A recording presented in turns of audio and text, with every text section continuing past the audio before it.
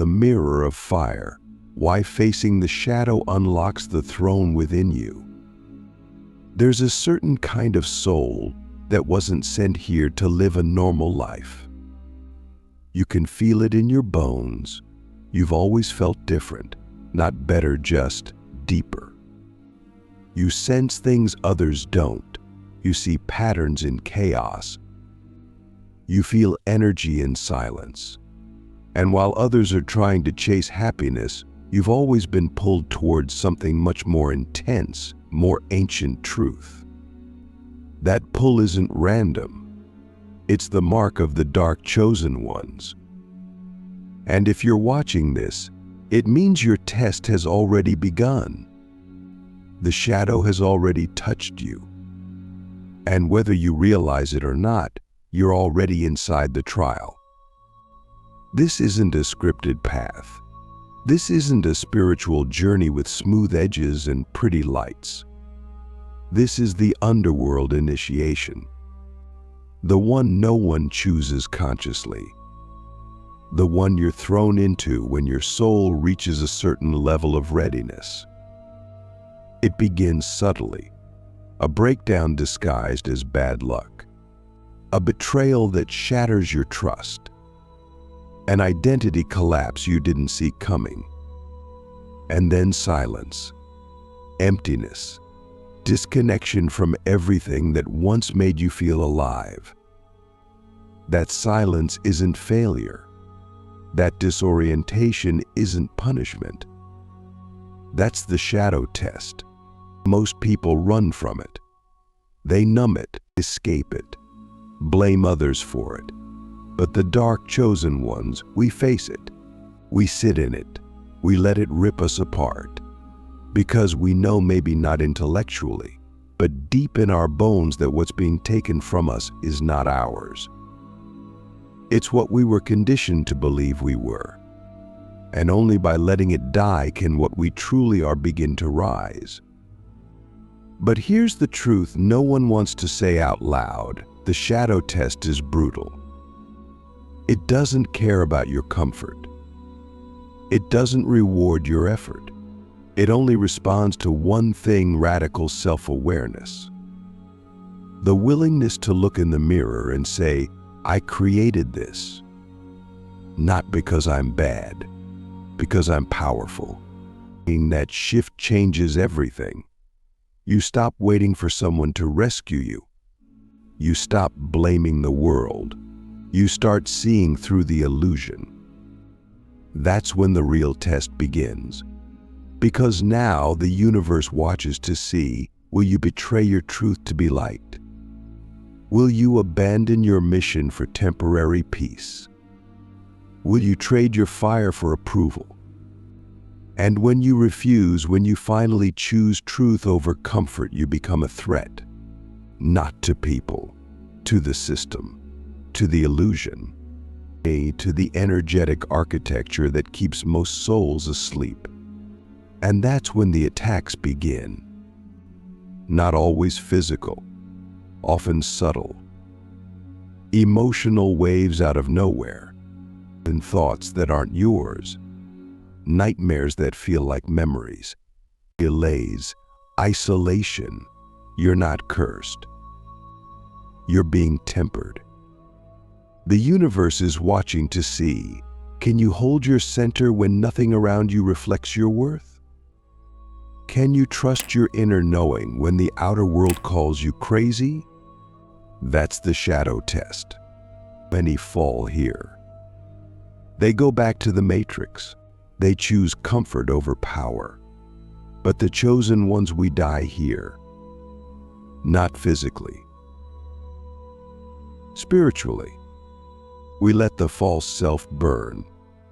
We stop fighting to be understood. We stop begging for belonging. We stop trying to fit into a world we came to transform. And in that surrender, something ancient wakes up inside us. A memory, a power, a knowing beyond logic. We start hearing the voice we forgot long ago. The one that whispers, you are not here to survive. You are here to alter reality. And this is where the real transformation begins. Because you realize everything that broke you was actually building you. Every loss was precision. Every betrayal was redirection. Every collapse was sacred. The shadow wasn't your enemy, it was your teacher. It stripped away the noise so you could hear your own soul again. It isolated you so you could stop leaking your power. It broke your identity so the throne within you could finally be revealed. But here's where it gets interesting. After the breakdown, after the awakening, there's a strange emptiness, a void. You're not who you were, but you're not yet who you're becoming. This is the in-between. And it's the most powerful and dangerous place in the journey. Because here, the temptation to go back is strongest. The mind wants safety. The ego wants validation. The body wants familiarity. But the soul wants evolution. So I ask you now, can you hold your power without needing to prove it? Can you walk in silence without needing to be seen? Can you embody truth without needing to say a word? Because this is the final layer of the shadow test, the refinement of your frequency. You don't pass this stage by doing. You pass it by being. You become the embodiment of what you once chased. You become the portal, the transmission, the vibration that no longer reacts but rewrites. And in that stillness, something extraordinary happens. Reality starts bending. Time slows down. Synchronicities become constant. Your dreams become instructions. Your presence begins to alter rooms. Not because you're trying, but because you've become undeniable. You've stopped asking for permission. You've stopped performing. You've become aligned. And alignment is the highest frequency of power. At this point, people will start to notice. They won't understand you, but they'll feel you. Some will be drawn. Others will be repelled. Both are signs you've entered the next phase. Because now, your life is no longer about you. It's about transmission. You are now a living reminder. A walking permission slip. A silent revolution in human form. And that's why the test was so hard. Because you're not just here to change your life. You're here to shift the field for everyone you touch. But don't forget, power without humility becomes corruption.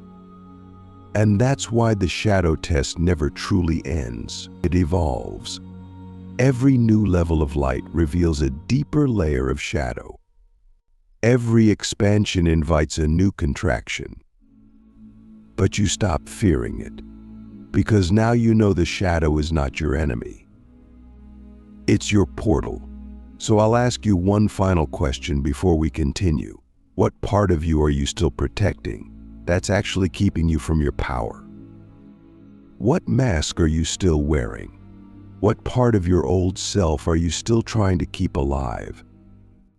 Because the moment you let it go, the moment you die to who you were, the infinite opens. And you realize the truth. The shadow wasn't trying to destroy you. It was trying to reveal the version of you who can't be destroyed. The throne of silence, the sacred power you inherit when you no longer need to be seen.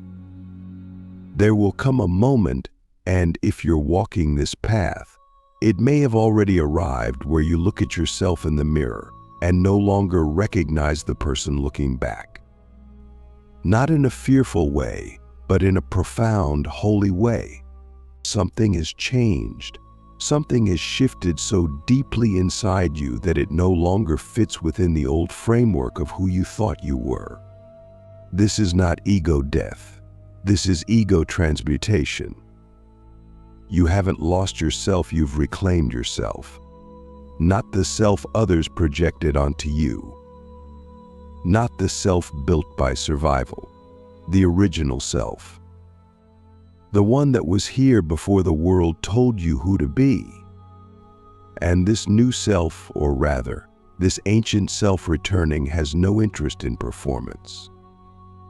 You begin to realize that true power isn't volume. It isn't dominance. It isn't control. It's stillness. It's the presence that needs no explanation. It's the gaze that softens egos and awakens sleeping souls. It's the vibration that speaks louder than any words ever could. That's why the shadow test is so brutal, because it's preparing you for a kind of power that must be carried with reverence. It's not the power of conquest. It's the power of command. And command is born in silence. You stop needing to be understood. You stop needing to explain your path. You stop needing to be right. Because you realize something few ever do. Truth doesn't require an audience. Truth is its own reward. It doesn't seek recognition. It simply radiates. And when you reach this state, you no longer chase alignment, you become it. You walk in a frequency so rare that reality begins to bend around your energy, not through manipulation, through magnetism. But here's the paradox: the more powerful you become, the lonelier it can feel. Because the further you rise in frequency, the fewer people understand your language. You start speaking in vibration. You start communicating through presence. You're no longer interested in surface-level noise. You crave depth, precision, devotion. And most of the world isn't ready for that. So the universe creates distance, not to punish you, but to protect you, to protect what's blooming within you. Because what's blooming now is sacred, and sacred things cannot grow in shallow soil. So what do you do with this silence? This strange isolation? You build your throne in it. Not a throne made of gold or ego, a throne made of sovereignty. Because now you understand you were never meant to be ruled by circumstance. You were meant to rule your frequency. And that's the throne the shadow was hiding all along. It was never outside you. It was buried under the lies you believed about yourself. And every test, every betrayal, every collapse, it was chiseling away the false layers until the crown within you could finally rise. But this throne comes with responsibility. Because now your energy shapes reality. Your thoughts carry weight. Your intentions ripple through timelines. You are no longer a victim of life, you are a co-architect of it. So ask yourself, what reality are you unconsciously creating with the thoughts you entertain, the emotions you feed, the habits you repeat? Because now it matters more than ever. You're no longer in the simulation's default mode. You've been moved into the creator class. And this is where discipline becomes devotion. Not discipline from force, discipline from love. You begin to treat your body like an altar, your mind like a garden, your emotions like sacred messengers. You no longer allow chaos to live rent-free in your nervous system. You become incredibly selective with what you consume mentally, emotionally, spiritually, not out of fear, out of precision. Because now you understand, your clarity creates your kingdom. And in that kingdom, your energy becomes law. People will start coming to you not for advice, but for something much deeper, for your presence, for your field. They'll sit near you and feel lighter. They'll speak to you and hear themselves more clearly. They'll cry around you without knowing why. This is not about you being special. This is about you being clear. You've become a vessel, a field of coherence in a world addicted to distortion. And that coherence is medicine. But it only works if you stay humble, because the shadow doesn't disappear. It evolves. It waits. It watches, not to punish but to test your maturity. Every new level of light will be met with a deeper invitation into your own darkness. And that's the balance. That's the mastery. Can you hold both the light and the shadow without identifying with either? Can you walk as the bridge between heaven and hell without needing to choose a side? Because that's what you are now, a living paradox, a cosmic contradiction, a soul who remembers both the void and the spark. And from that place, you begin to serve not with effort, but with essence. You don't need to preach. You don't need to convince. You don't need to scream your truth. You simply embody it. And the world bends, people shift, timelines open, not because you forced them, because you aligned with who you were before the programming, because you trusted the silence more than the noise, because you chose your soul's blueprint over the ego's craving for approval. And here's the most beautiful part. The more you embody this truth, the more you begin to remember that you never lost anything. You didn't lose time. You didn't lose people. You didn't lose yourself. You simply shed what you were never meant to carry. And what's left now is pure, untouchable, eternal. So let me ask you something very few ever dare to ask. If you stopped needing to be seen, who would you become? If you stopped chasing love, validation, recognition, what kind of power would you finally allow yourself to hold? What kind of silence could you finally sink into?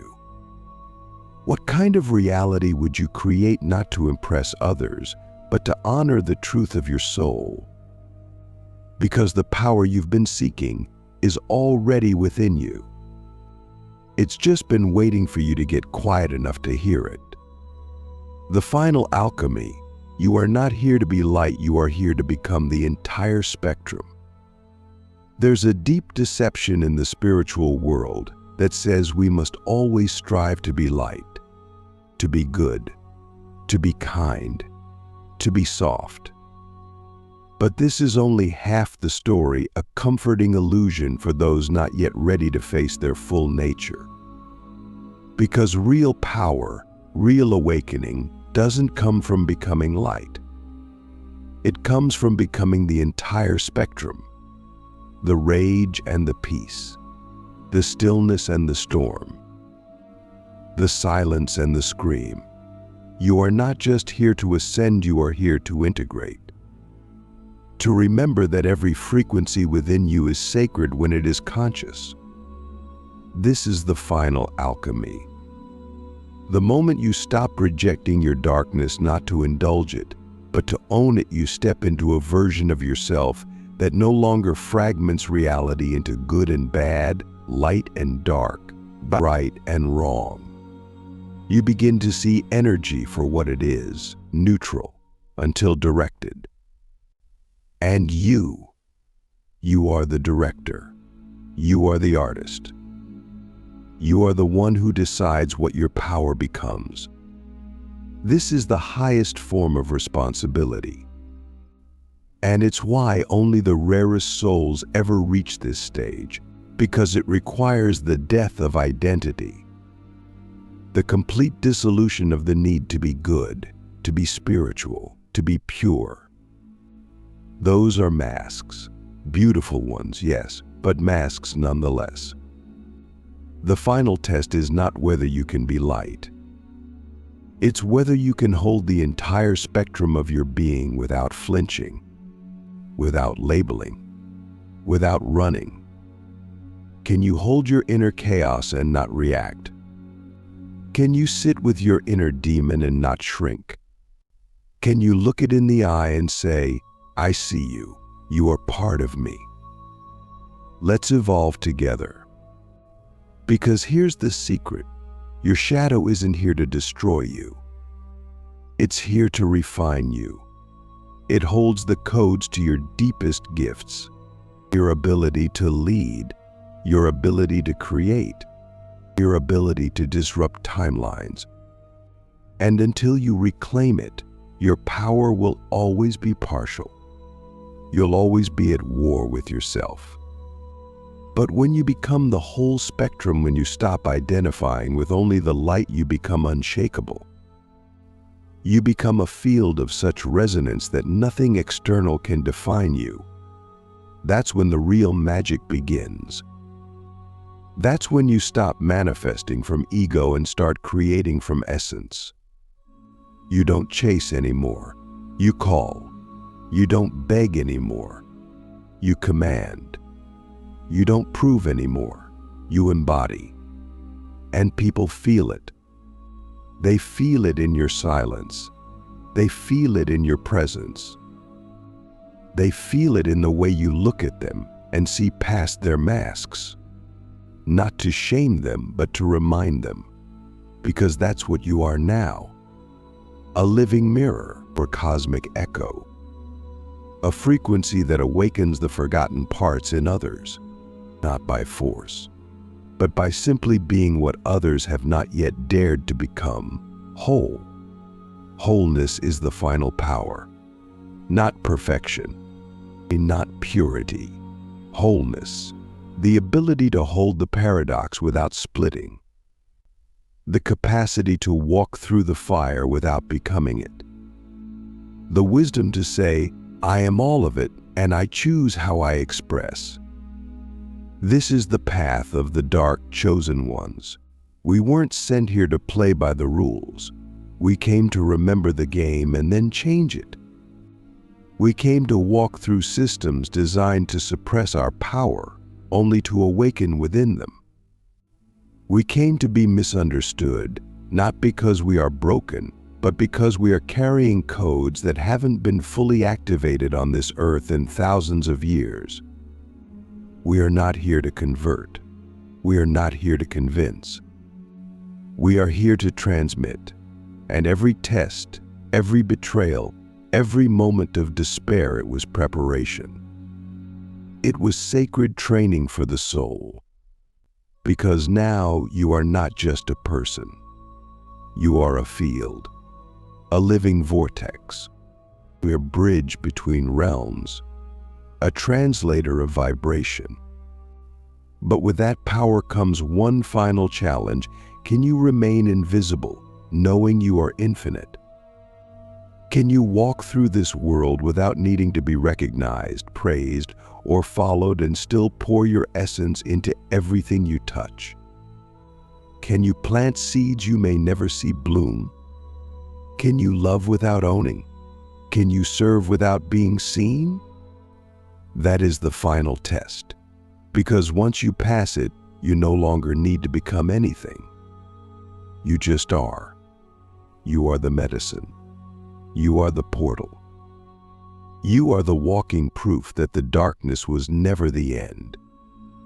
It was always the beginning. So I ask you now, one last time, can you finally stop fighting what you are? Can you let go of the story that you need fixing? Sacred design?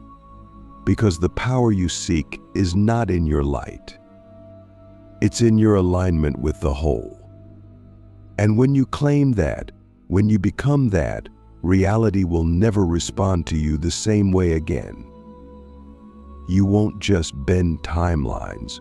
You'll collapse the ones that no longer serve you and build new ones with your very breath. So take a breath now. Feel it. That electricity in your bones, that pressure in your chest, that's not anxiety. That's your soul remembering its throne. Welcome to the final level. You're not here to be light. You're here to become the entire spectrum of creation. And in doing so, you become the one thing this world cannot control, a fully awakened, fully embodied, fully sovereign force of infinite power. The dark didn't destroy you. It revealed you.